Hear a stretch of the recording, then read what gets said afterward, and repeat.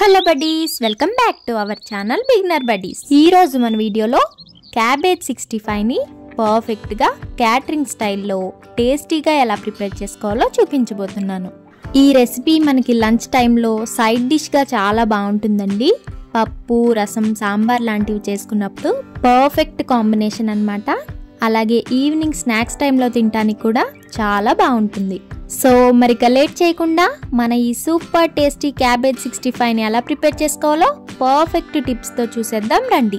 దీనికోసం ఫస్ట్ ఒక మిక్సింగ్ బౌల్ని తీసుకుని అందులోకి 3 కప్పుల దాకా క్యాబేజ్ని ఇలా వీడియో క్లిప్లో చూపిస్తున్నట్టుగా కట్ చేసుకొని తీసుకోవాలి.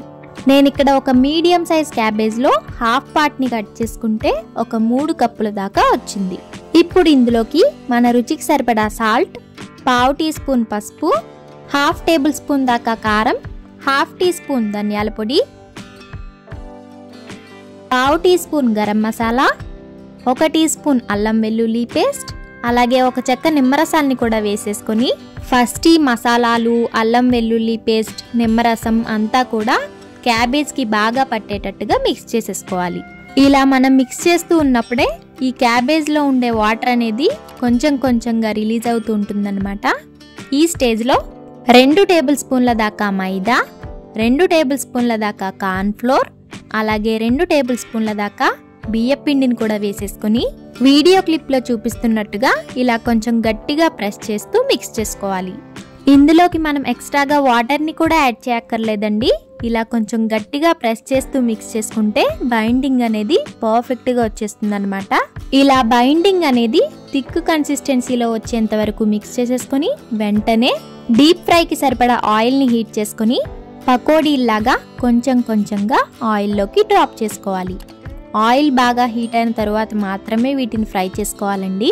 ఇలా ప్యాన్కి సరిపడా క్యాబేజ్ 65ని వేసేసుకున్న తర్వాత 2 నిమిషాల పాటు మీడియం ఫ్లేమ్లో ఫ్రై చేసుకుని ఆ తర్వాత మాత్రమే రెండో వైపుకి టర్న్ చేసుకోవాలి. ఇలా రెండో వైపు కూడా మంచి గోల్డెన్ బ్రౌన్ కలర్ వచ్చేంత వరకు ఫ్రై చేసుకున్న తర్వాత వీటిని ఆయిల్లో నుంచి పక్కకు తీసేసుకోవాలి. ఇదే ప్రాసెస్లో మనం సెకండ్ బ్యాచ్ని కూడా ఫ్రై చేసుకొని తీసుకోవాలి. మీరు మిక్స్ చేసి పెట్టుకున్న పిండి కన్సిస్టెన్సీ అనేది థిక్గా ఉంటేనే క్యాబేజ్ 65 అనేది క్రిస్పీగా వస్తుందన్నమాట.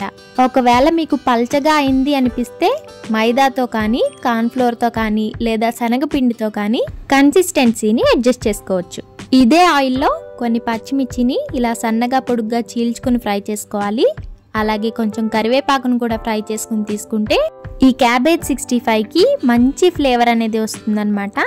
అలాగే లాస్ట్లో ఒక 1/2 కప్పు దాకా జీడిపప్పును కూడా ఫ్రై చేసుకొని తీసుకోవాలి. ఈ జీడిపప్పు ప్లేస్లో మీరు కావాలంటే కొంచెం పల్లీలను కూడా ఫ్రై చేసుకొని తీసుకోవచ్చండి.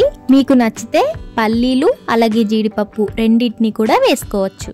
చూసారు కదా, మనం ఈ క్యాబేజ్ 65ని సింపుల్ టిప్స్తో చాలా ఈజీగా ప్రిపేర్ చేసుకున్నాం కదా. ఈ ప్రాసెస్లో ఈ సింపుల్ టిప్స్ని ఫాలో అవుతూ చేశారంటే ఫస్ట్ టైం చేసే వాళ్ళకు కూడా ఈ క్యాబేజ్ 65 చాలా పర్ఫెక్ట్గా కుదురుతుందండి.